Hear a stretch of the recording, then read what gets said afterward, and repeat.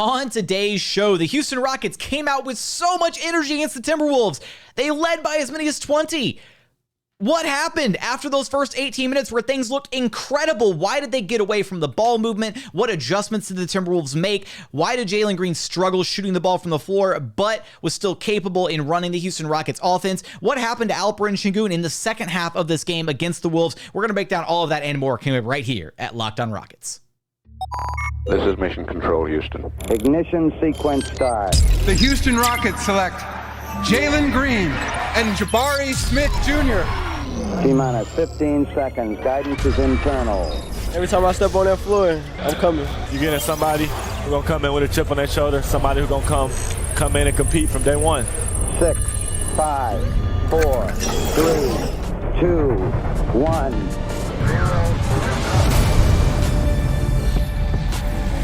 What's up and welcome to another edition of Locked On Rockets, your daily podcast home for everything Houston Rockets basketball. As always, I'm your host, Jackson Gatlin, native Houstonian and credentialed media member. I'm also the host of Locked On NBA Mondays, host of the State of the Rockets podcast, as well as Rockets Watch. Be sure to follow along on Twitter at JT Gatlin. The show, of course, at Locked On Rockets, free and available wherever you get your podcasts, including YouTube, where you can help us out tremendously by commenting anything below.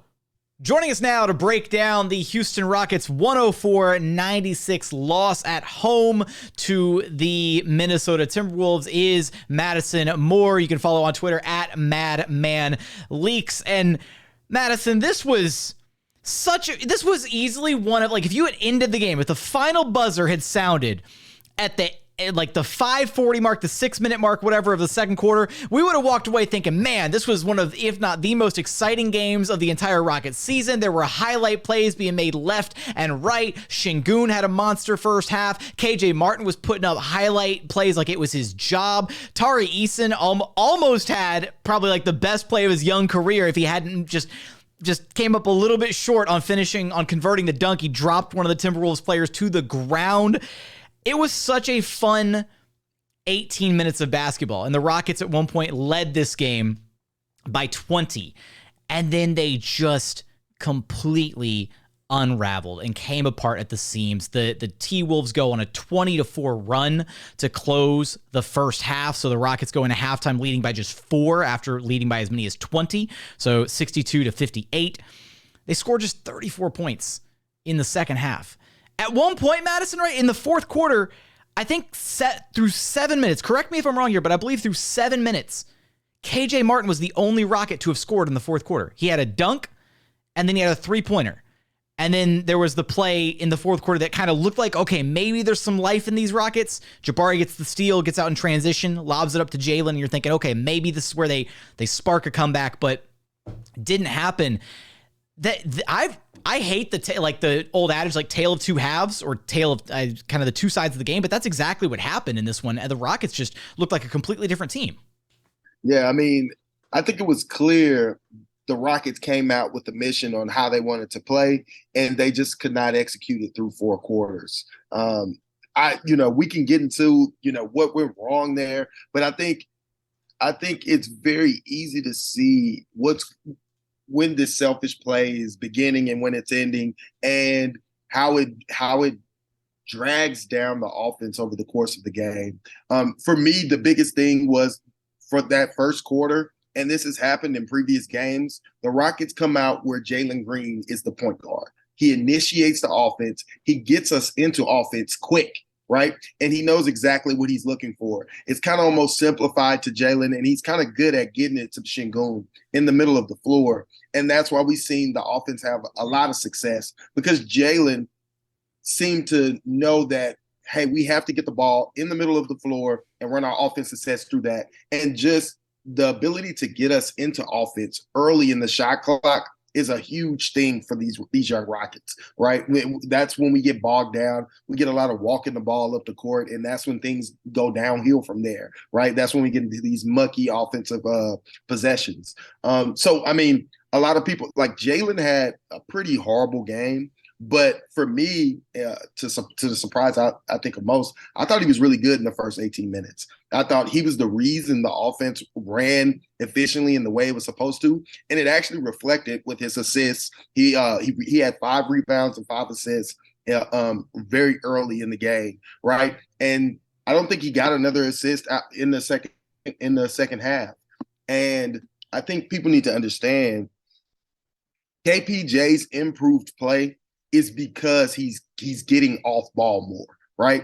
And so KPJ had none or one turnover in the first half, right? But he had a very efficient shooting half, attacking off the offense that was being initiated from Jalen. And that's why a lot of us think, KPJ is playing out of position because he looks very effective as an off-ball player, and he can still secondary create out of those sets, right? And so KPJ had a really strong first half for the most part until those last 6 minutes where he kind of got away from himself and started to initiate the offense himself. And then as we've seen in the beginning of the third quarter, KPJ came up with like 3 or 4 early turnovers, and it was him initiating the offense entirely in the third quarter. And that's when the offense really, really mugged down.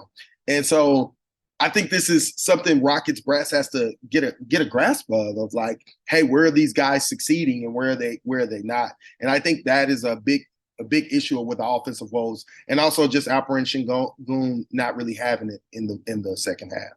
Yeah, we're going to dive a little bit further into Alperen Sengun's evening. I do think that Jalen Green, I agree with you, right? You go back to just his first half stats, because I remember sharing it, at the end of the second quarter. He was 1 of 9 shooting, but he had 5 assists and only 1 turnover. And that 1 turnover they had came at like the very end of the second quarter. Like he was going for going to post up Alperen Sengun, and he goes to throw the entry pass, and he throws it, and it's a little bit off target going to LP. And it's not even like, at that point, that's not even like a really like ugly or unforced turnover. It's just like, all right, you were a little off on the pass to LP. And so I do agree. He was, despite the fact that he wasn't converting on a lot of the looks that he was getting, he was doing a really good job. And the team collectively was doing a good job facilitating the basketball, moving the ball really well. I think one of the main differences from when the Rockets were playing well in this game, when they were going, they went up 20, all that was they were being decisive, right? They were making quick decisions offensively. They were confident in what they were doing. And you heard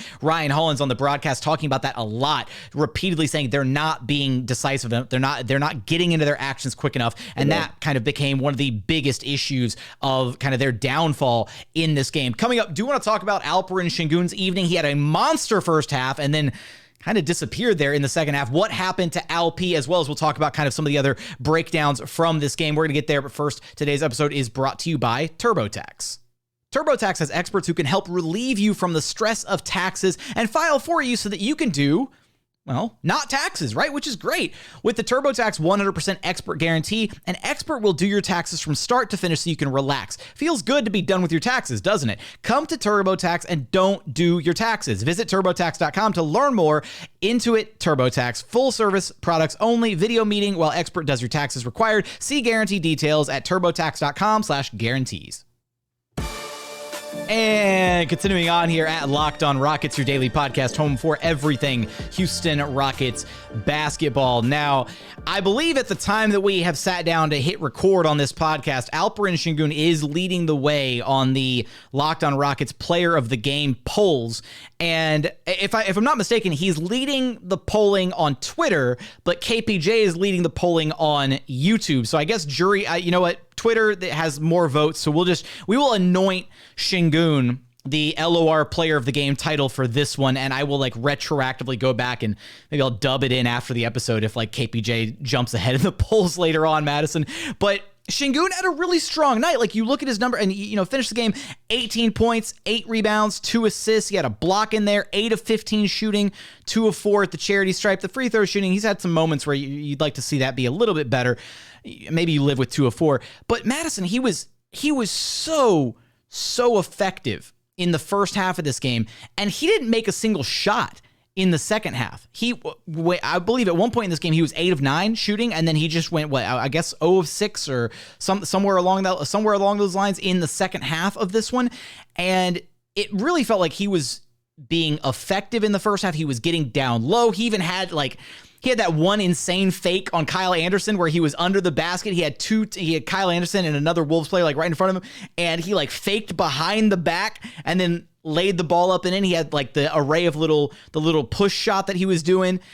Even Hollins commented on the fake. He was like, he faked Kyle Anderson all the way back to UCLA. That was fantastic. And then he just kind of dropped off there in the second half. And I'm guessing that it felt like it was a product of the lack of ball movement, especially in the second half. Right. Yeah. So for me, I mean, it was very clear that Alperen Sengun was getting everything he wanted in that first half, like everything. And he had it going, man. And I think the Rockets really fed into that. And he became a really strong focal point where it allowed the ball to move throughout the perimeter as well. He didn't have a lot of assists in that first half, but he was just cooking Gobert. I was like, man, is this your defensive player of the year candidate? Rudy Gobert, the way Alperen Sengun was like taking his lunch, like absolutely taking it to him. But I was really surprised at him not being able to get going. I don't think he had as much opportunities, and that may have been from us not being able to get the ball to him. And I don't think it's a coincidence that, KPJ is running the offense in that second half, and he started off with a lot of turnovers. He wasn't able to get the ball to Sengun in the middle of the floor where he had been so effective. And that's why I led with the segment with Jalen, because Alperen Sengun right now is our most skilled and should be the focal point of the offense. But he is not a guard. And we have to have an offense where our guards are able to find Sengun in spots where he can make plays, right? And so that's why it was so important that, Jalen gets more reps with Sengun on the floor, because he's able to find him in ways where it makes the entire team better, because he's literally the best at doing that, right?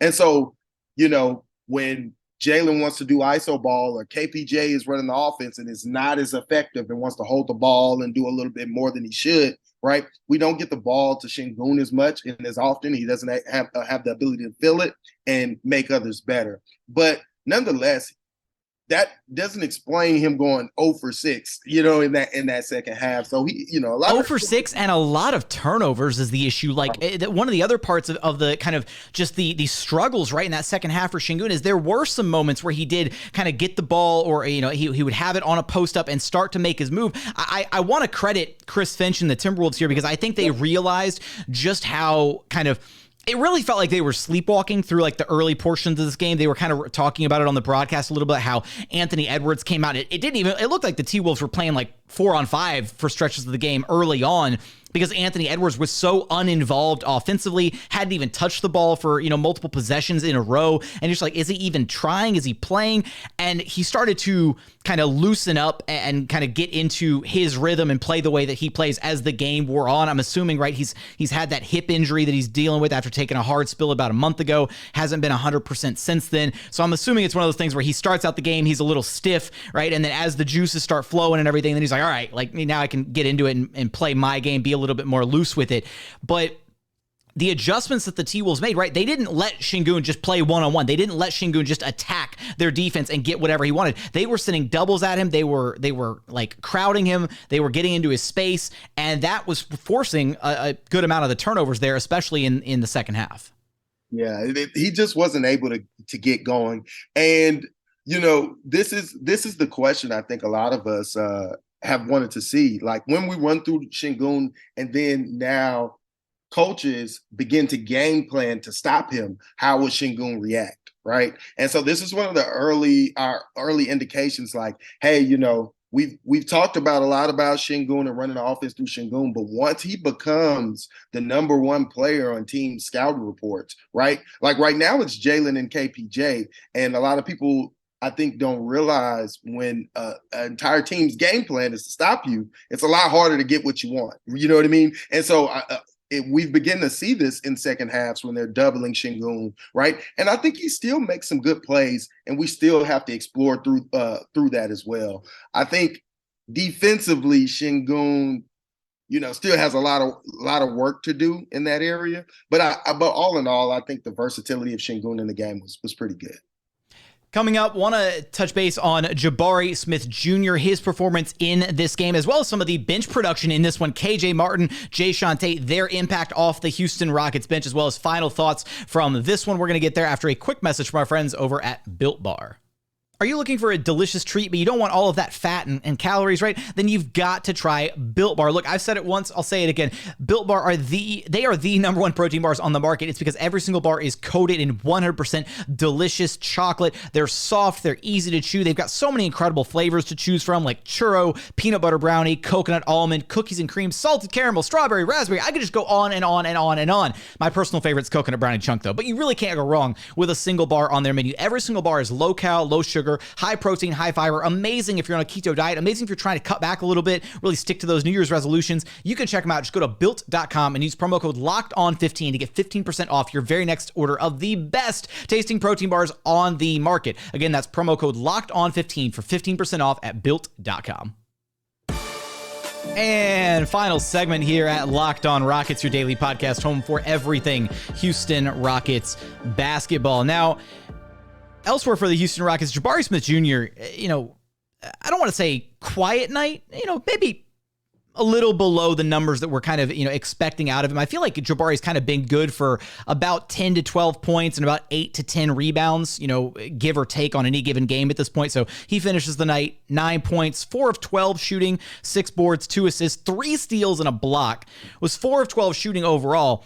0 of 5 from distance, Madison, but you take the 0 of 5 from distance, he was 4 of 7 inside the arc. And I think, look, if we're being completely honest with Jabari, I think there have been some moments, especially this season, where he's been, kind of underperformed, or you're maybe looking at him and you're like, man, like I thought he'd be a bit more of, maybe not more of an impact player right away, but like you think maybe the 3 ball was going to translate a little bit better than it has to this point. He's gone, he struggled a lot to start. Then he had that stretch where he was shooting like almost 50% from long range, and now he's back where the 3-point shot is kind of trending downward again. So he's been up and down with the 3 ball, right? I'm not worried about that. I think he's going to get that part of his game figured out. But where I draw a lot of encouragement from Jabari is the moments where we do see him kind of stepping outside of his wheelhouse, putting the ball on the floor, trying to create for a teammate, trying to attack the rim, finishing in transition, right? Having moments where he gets an offensive rebound and then a strong putback offensively. Those little areas where you're just like, oh, okay, if he's able to put together some of this other stuff and still impact the game in a positive way offensively, even if the outside shot isn't falling,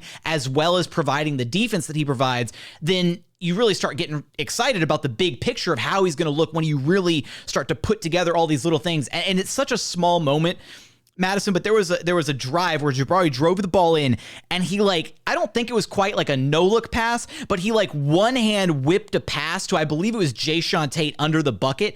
And it's a moment like that where you're just like, Jabari's not billed as a playmaker whatsoever. He's not billed as a guy who's going to, have flashy passes or moments like that. So if you're seeing these little glimpses of him kind of settling in, relaxing, playing kind of free, and having these moments, then, the future is just really, really exciting when you think about those moments, to me at least.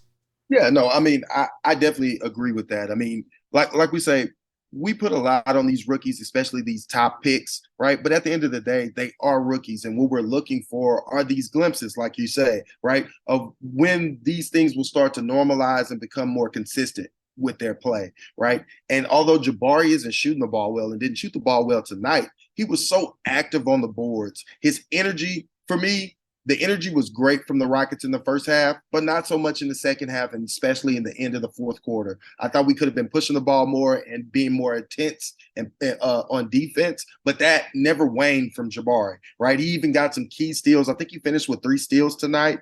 He had some key defensive possessions, and his versatility as a defender just continues to be on display. It's not going to always be as consistent because he's a young player, and we need to have patience with him, but his type of archetype is definitely becoming clear, right? And I'm not worried about the 3-point shooting. That is a routine. That is a routine thing. Once he gets all his stuff all in a row, gets his routine together, get his confidence together, that stuff will all come. But I've been pleasantly surprised, like you said, with him attacking off the bounce, right, and making plays off of that. Hey, my shot isn't going all the time. It's not going all the time. Let me crash the offensive boards and get some putbacks. Earlier in the year, we talked about him attacking closeouts, right? And he usually take one dribble and pick the ball up too early and catch himself out of sorts and,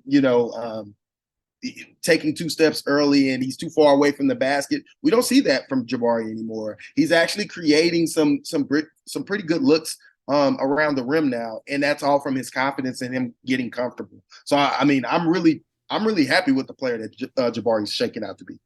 And you talk about the energy there, right? And that kind of the stark contrast between the energy early and then the energy kind of in the second half, and especially there late in the fourth quarter. I think it's a good point to bring up. And I wish I would have thought to mention it there early on in segment one when we were talking about kind of the way the offense looked and how good things looked early. They were pushing the pace. Right, Madison, they were running. They were in transition. It's something that we've been like begging from this team all season long. They had 22 fast break points in this game.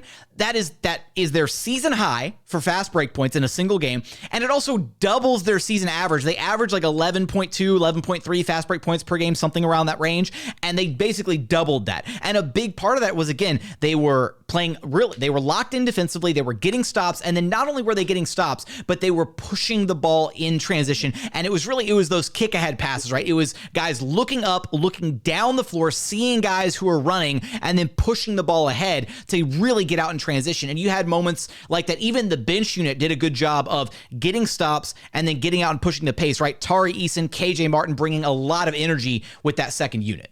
Yeah, no, the energy was a very stark difference. And, getting into your offense early is about energy as well. Getting the ball up the floor before defenses are set, and getting the ball up in transition off turnovers and missed shots, right? I think the guys made a concerted effort to run. I just think about the stark contrast of how much Jalen Green thrived in the fast break last year to this year. I mean, we were getting highlight dunks from Jalen every game, right? And now, they're not as common. Jalen doesn't even dunk as much as he used to, but that's just because he's not out and running. And we got him see the only 2 points he had in the first half was from an alley-oop dunk. And he also had a couple hit-ahead passes to KJ and Jae'Sean. And I think Jae'Sean will really help with that. But it was very disappointing that it felt like the team didn't have a sense of urgency. I felt like in the fourth quarter, they were in striking distance for most of that fourth quarter to make a run, especially off the turnovers that they had when they were forcing turnovers. They were in striking distance. And I feel like the defensive intensity was just not there. Like, you have to push up, get up in that defensive intensity. And I think guys were just kind of going through the motions. And that's one of the things that I like to see change from the guys. That was a big issue I had at the end of the game. And I wasn't 100% sure how I felt about the, throw Jabari at the 5, right? They ran the Jabari at the 5 lineup for a little bit. And, that was an interesting attempt to kind of counter, Gobert, I guess, at that point, who, but they didn't like stretch the defense back out to really utilize that 5 out the right way, I guess, for the brief stint that we saw it kind of deployed. I don't know. I thought there was like a moment where it's like, all right, here we go. Like Jabari at the 5, like this is we're gonna be able to switch on defense and all this. But then they immediately they were switching defensively, and then Rudy Gobert had like an offensive rebound like the very next possession and just easy putback, like because nobody put a body on him. Right? Yeah, easy dunks. I mean, he was just too physical for Jabari. Unfortunately, Jabari's just not strong enough right now to carry that type of mantle against Rudy Gobert, a very strong, big center. So I'm not upset. I think Silas. I'm glad that Silas is making adjustments and changes. You can see it through the offense with the lineups. No Bruno, no more 3 center lineups, right? It seems like he's getting more serious about trying to win these games, right? And I think that was an adjustment he was trying to make to kind of counter what was going on and give some spacing. I just don't think it worked. It didn't work, and it actually backfired in a big way because Gobert, I think, punished us on the boards and just scoring when he's not even a scorer. But like you said, it is encouraging to see those steps. I mean, we're, maybe 40 games into the season, and we're like just banging our heads against the desk like it's finally happening. But like so it is encouraging to see that. I think this is kind of the lineup that I think we're going to see moving forward, right?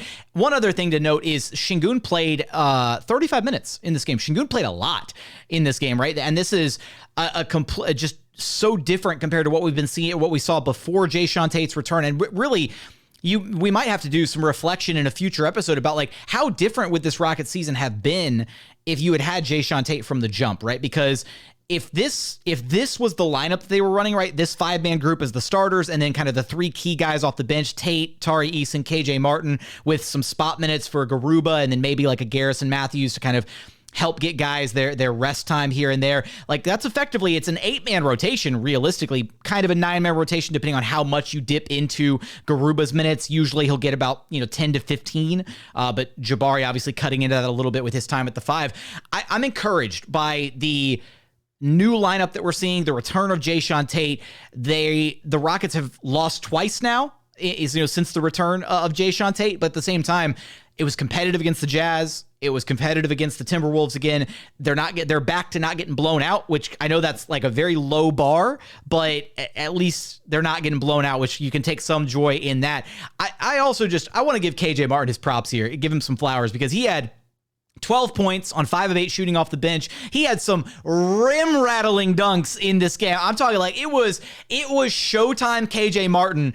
Basically, he got the news, the report coming out that KJ Martin would be in this year's NBA dunk contest, 2023 dunk contest, and KJ was like, all right, here we go. Like, I'm gonna show y'all what I got.